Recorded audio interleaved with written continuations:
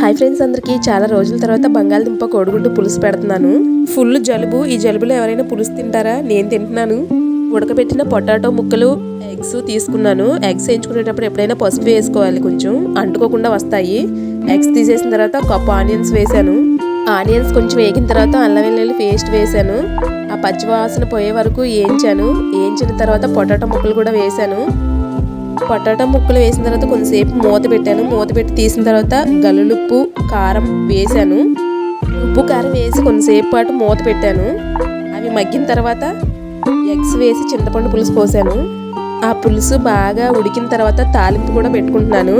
ఈ పులుసుకి హైలైట్ ఏంటంటే తాలింపే. చాలా బాగుంటుంది తాలింపు పెట్టుకుంటే. తాలింపు పెట్టేటప్పుడు తాలింపు వేగిన తర్వాత మెంతిపిండి వేస్తాను నేను ఎప్పుడైనా సరే. ఫ్లేవర్ బాగుంటుంది. తాలింపు వేసేటప్పుడు ఎప్పుడైనా మూత వెంటనే పెట్టాలి, ఆ ఫ్లేవర్ అంతా పడుతుంది. పులుసు అయితే ప్లీజ్ లైక్, షేర్, సబ్స్క్రైబ్.